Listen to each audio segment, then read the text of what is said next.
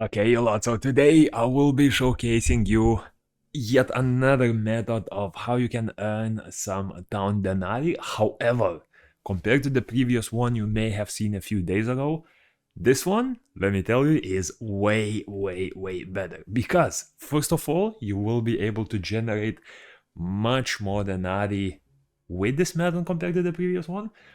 Plus, on top of that, you can do it fully AFK. This means that you will not need to do any input at all, right? You do not need to continue printing blueprints or anything like that. You do not have to continue the placing units to repair your walls, all of that, right?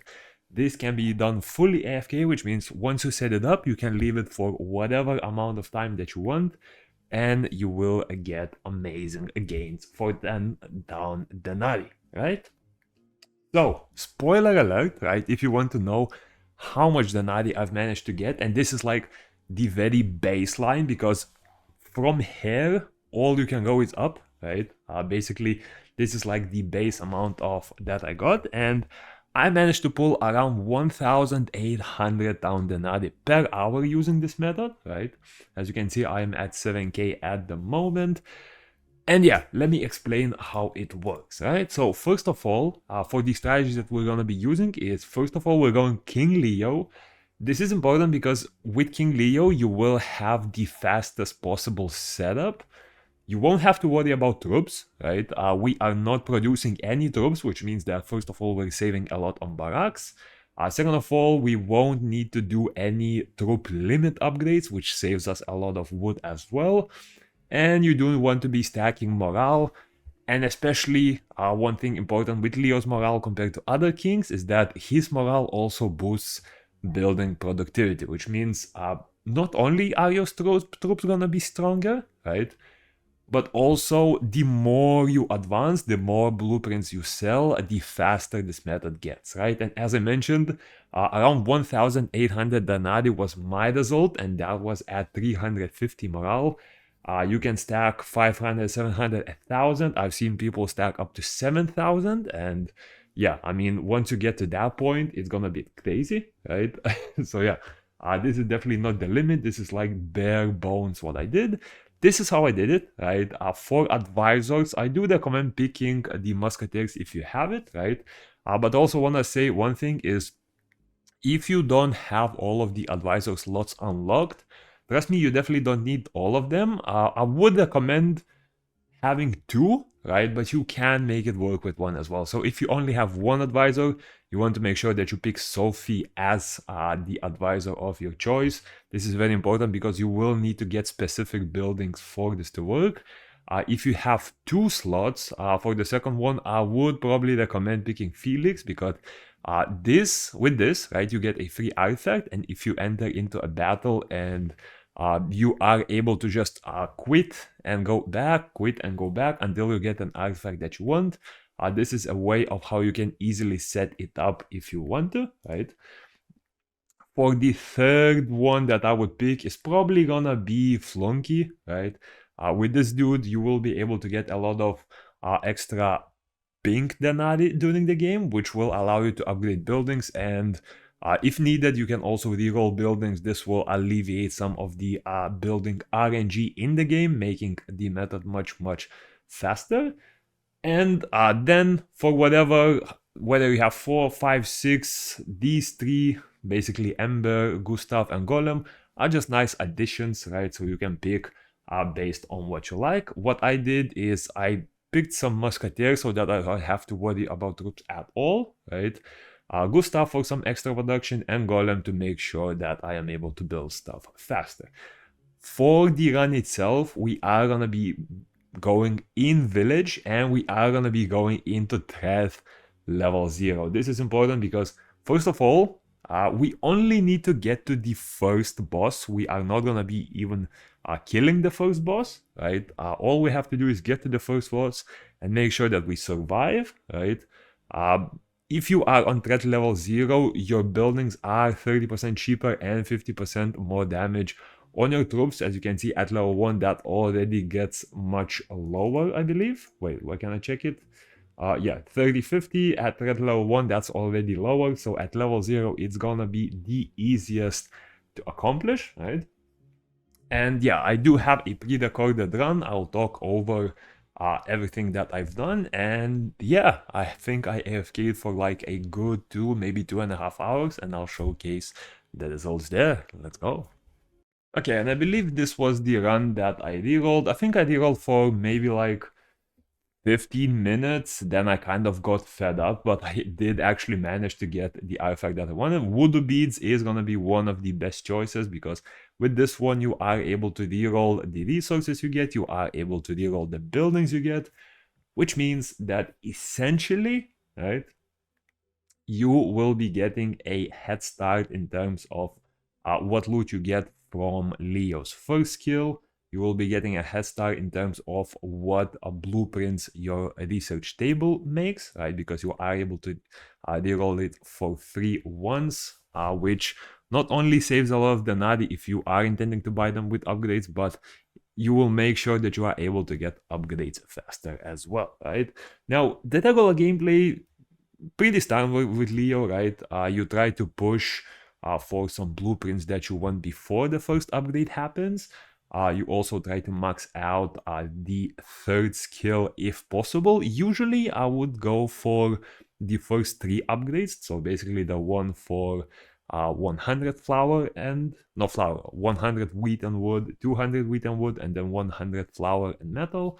Last one you can leave it for later, right? Because honestly, the difference in the first level and the difference in the last level isn't that massive, right? The difference between getting 1 morale and 2 morale is pretty much double, right? But the difference between getting 4 and 5 isn't as huge. And again, we are playing on level 0 difficulty, so you can always max it out later on. What I wanted to do is make sure that I push the vision upgrades as soon as possible, right?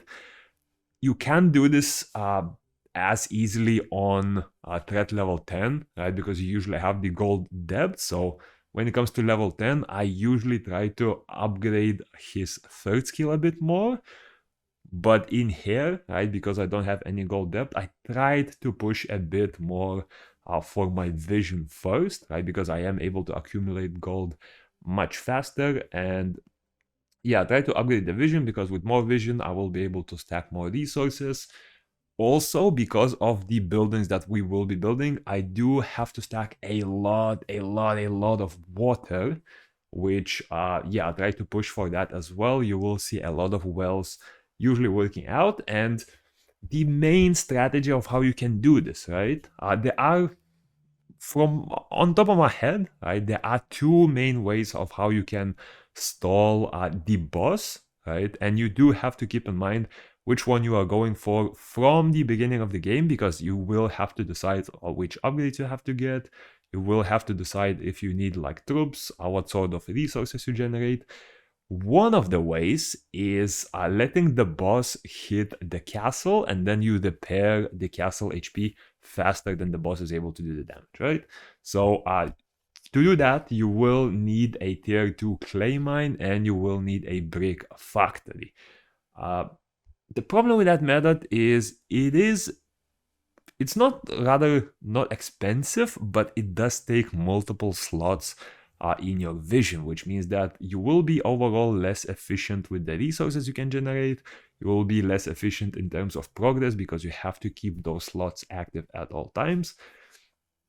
Another way how you can do this, especially on threat level 0 where bosses don't do that much damage, is gonna be healers. Now, for healers, because healers do not do any damage and all they do is heal up your HP, what you are able to do is spam a lot of healers, let the boss hit one of the healers, right? First, because of your troops will be all stacked up, the boss will start hitting your healers in groups, right? But they can't survive that, no worries at all. Later on, usually the boss will push one of the healers to the side and the rest of the healers will be completely safe. And at their current HP, they will be able to sustain the boss hits quite easily. If you are worried about sustaining, you can also build a building. Also, one thing I'll have to mention here, you can sustain them by building the healer building and then making sure that they get an upgrade, right? One thing I want to mention right here, Fairy Fountain. I do advise trying to get the Fairy Fountain as soon as possible from the blueprints, right? You don't have to build it, just make sure that you have it in your inventory, because Fairy Fountain is gonna be the main way we are generating resources, and if there is one upgrade that you must get in this run, that will be the Fairy Fountain boost production by 25%. Another thing, there is another upgrade that the Fairy Fountain has, which actually completely destroys the potential of the strategy. So the anti-goblin dust, which essentially does 15 damage every time it generates resources, you do not want to pick that, because that, as you generate resources, will actually kill the boss if you have that.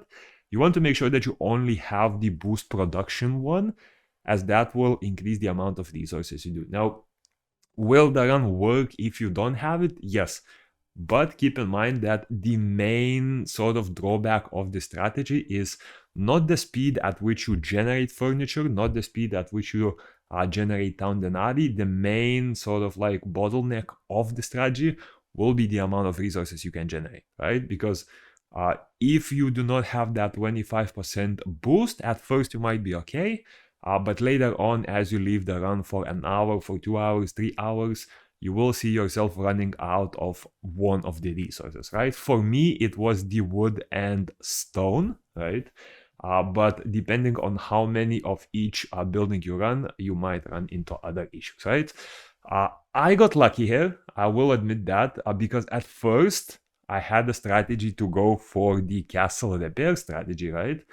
But I did manage to pick up the Moon Talisman, which gives me 3 healers every time I upgrade my gaze, right? And after that, I sort of realized that instead of going for the castle repair strategy, I can go for the healers.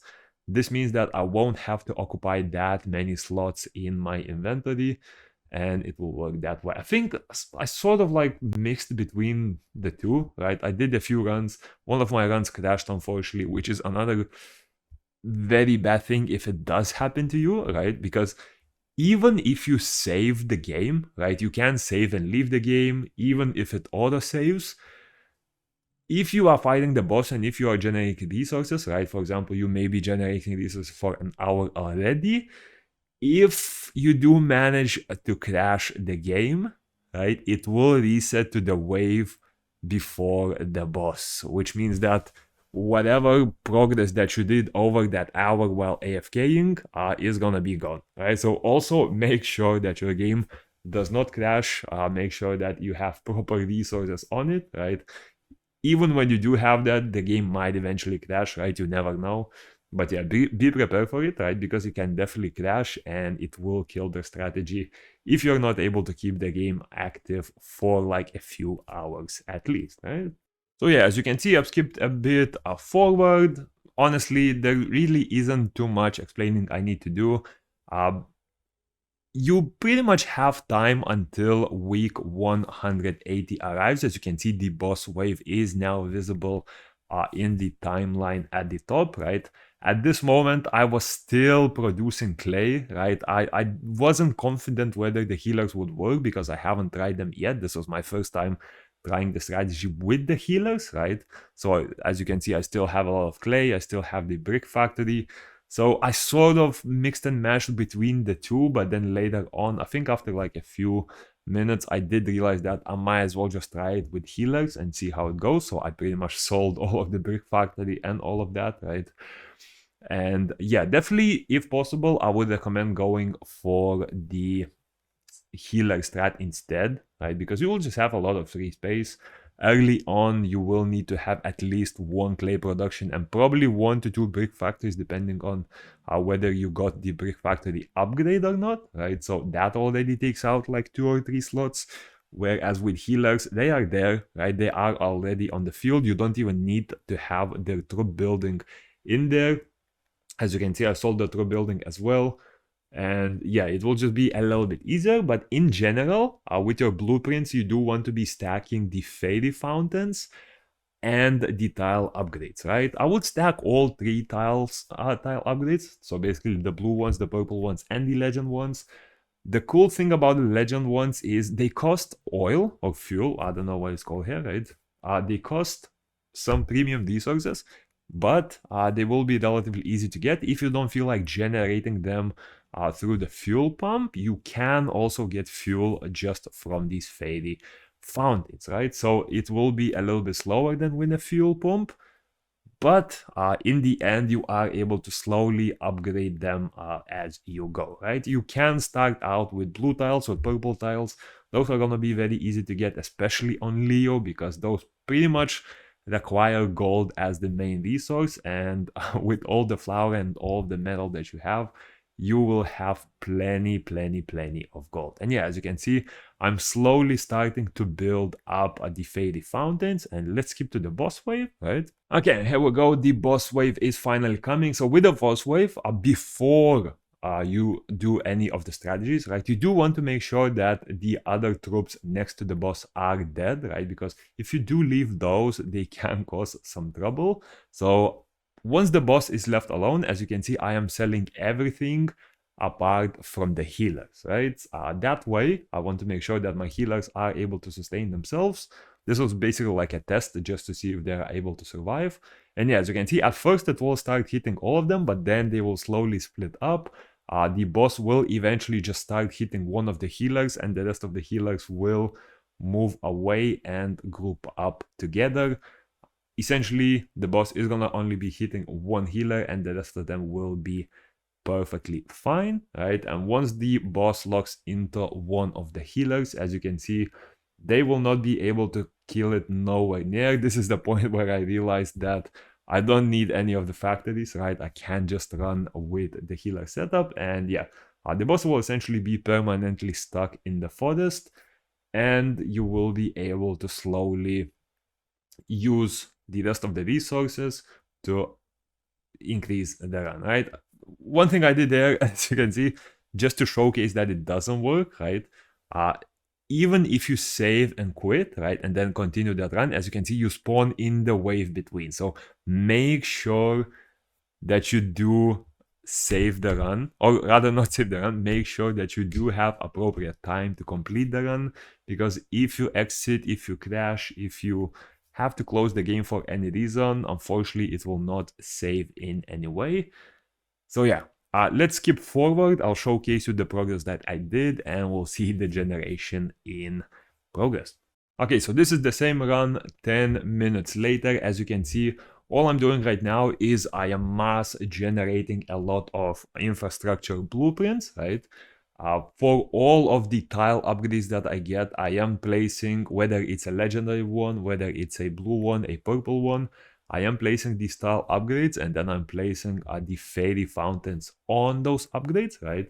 I do have all three wells running permanently, and the reason for that is the fairy wells do cost a lot. As you can see, once you get a few of them built, the next one for me costs over 1,000 water. So yeah, make sure to run your wells even early as possible if you have nothing to run, because you will need a bunch of water and it will speed things up a bit, right? For the other buildings, as you can see, 3 water, I have 2 blueprint tables. I have the market, which is still generating me gold, because all of the tile upgrades, basically the blue and the purple ones, will require you to build some gold, right? I also have an artifact which activates my center tile, so I do have, in the end, I will have 25 tiles active instead of 24, right? Or rather, I just won't have to build a fairy fountain in the center, right? And yeah, as you can see, the strategy, slowly try to build up the fairy fountain, slowly try to upgrade those tiles to blue ones, purple ones, legendary ones, right? And yeah, let's skip forward, see the progress then. Okay, and now we move forward another 15 minutes from the last time you've seen. As you can see, I am starting to get a lot of legendary tile upgrades going, right? Because once you have a lot of fairy fountains, if you look at the fuel, right, you can see that it is generating maybe 1 fuel every 2, 3, sometimes 5 seconds, right? It's all RNG drops, really. It will depend on that, but yeah, at this point, I have started preparing for the furniture production as well, right? At first, I would highly recommend making sure that you have enough blueprints for all of the fairy wells, make sure that you have enough blueprints for all of your tiles to be boosted. So basically try to have all of them boosted in at least blue or purple ones, but will also stack up legendary ones so you can eventually boost all of them, right? And after that, you can start building the actual money maker setup, right? And actually, this is perfect because these are the 3 buildings that you will need. So you will need the furniture store to actually sell the furniture that you generate, right? You will need the carpentry to create the furniture, because the faded walls do create furniture, but they create a very, very small amount. So you do want to make use of the resources that they generate, right? So the fairies do generate wood and they do generate steel or metal. So this will allow you to create much, much more furniture, right? And because if you just rely on your fairy wells, you will be running out of metal. So I would highly recommend having at least one forge active at all times as well. That will make sure that any ore that you get from the fairy wells, right, you can convert that to metal. You can convert metal later to the furniture and increase your money you generate even more. Okay, and here we are. This is around like almost an hour since starting the run, right? As you can see, pretty much all of the tiles are legendary tiles by now, right? I do have enough fuel to upgrade the rest of the tiles to legendary tiers, and there we go. One more legendary tile generated, and we have everything ready. This took around an hour, right? At this point, as you can see, I also have all of the buildings prepared for furniture generation. Furniture generation. So a few forges, a few furniture shops, and a few furniture like creating buildings, right? And you can slowly start building up on that, right? Because once you have the perfect setup, you no longer need buildings like the wells, you no longer need buildings like the blueprint tables, and you can replace those as well as some fairy fountains with generation buildings. And finally, another 20 minutes skipped, and this was the final setup that I settled with, right? I do want to say that this is by far not the most efficient setup that you can do, right? This is just like a very bare bones setup with pretty much minimal AFK time, right? What I want to mention about this is if you are still sitting at your PC, right? And if you do want to push further, there are plenty of opportunities to do so, right? Instead of some of the fairy wells, you can keep your blueprint tables running. You can keep generating blueprints. This will give you more blueprints. You can sell those blueprints for morale, right? And you can continue building up the morale even higher. 355 is honestly pretty low morale for the strategy, right? You can, as I mentioned in the beginning, you can go into thousands, tens of thousands, right? If with enough dedication, this will enable much, much more faster resource generation if you want to do it, right? But even if you don't, right, with a setup like this, as I mentioned earlier, I managed to generate around 1,800 town denarii per hour, right? And pretty much each 400 extra morale that you get, I believe it will speed up by like, it's very hard to calculate how it works in this game because some values are percentages, some values are like flat. So I think golden tiles boost by 50%. Then there's also another boost. I forgot what another boost was. Maybe it was like from artifact or something like that. I think I had one of the artifacts that like boost production. So there's a lot of variables, right? But every 400 morale that you get on King Leo will add 100% faster production, right? Once all of those add up, I can't even tell you how faster that will be. But yeah, you can potentially boost it much, much faster if you want to. But even with this, you are able to get close to 2,000 town denarii per hour. And yeah, as you can see, based on the video timer, I'm not sure if it shows right here, but yeah, currently we are at 1 hour 24 minutes.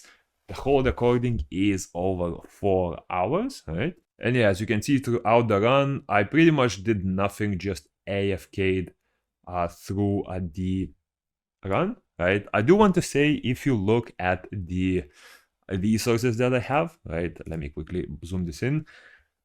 You will start to lose enough resources to where you are not able to generate. So what I mentioned is, for me, the main gatekeepers in terms of production were wood and ore, right? You can avoid troubles with wood if you get the upgrade for your furniture production, right? Basically, one of the carpentry upgrades do allow you to get your wood back 50% of the time. If you do manage to get that upgrade, you will be able to avoid any trouble with wood. Also, if you do have an upgrade to your forge, you will be able to avoid any issues with the ore production, right? Because you will be making it more efficient. Now, you will be making it faster, but you will be consuming less ore per metal generated, which means that in the end, even though you will most likely be sitting at 0 stone or whatever you want to call it in the end, right, you will still be generating more metal than you can use up for furniture, right? So yeah, as you can see with the setup, I do run out of wood eventually, but my furniture numbers are dropping very, very slowly. So even after 2 hours, they barely dropped by like 2,000. If you do see them drop too much, right, you can always manually interfere a bit. For example, you can add you can remove, for example, one of the furniture buildings, or you can boost some other buildings, place more resource generation in place of those, and build the resources back up, right? So again, infinite possibilities if you do have the dedication for it. I let it run for around like 2.5 hours, I guess, right?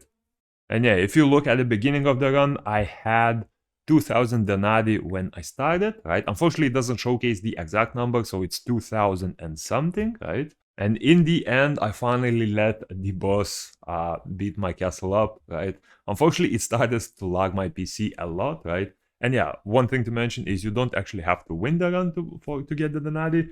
And after the run, we have 7,000 denarii, so I cannot tell the exact amount I earned, right? But it is at minimum around 4,000 and at maximum around 6,000 based on how much I had at the time, right?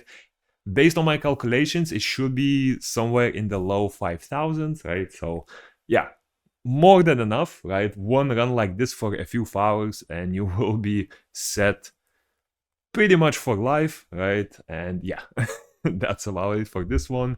Feel free to use it if you are tired of building up the upgrades just from the runs themselves, right? I really wish I did this earlier, right? Because by the time I did this, I already have everything maxed. But yeah, that's another easy way of how you can get a lot of denarii. Hope you enjoyed, stay tuned, and yeah, peace.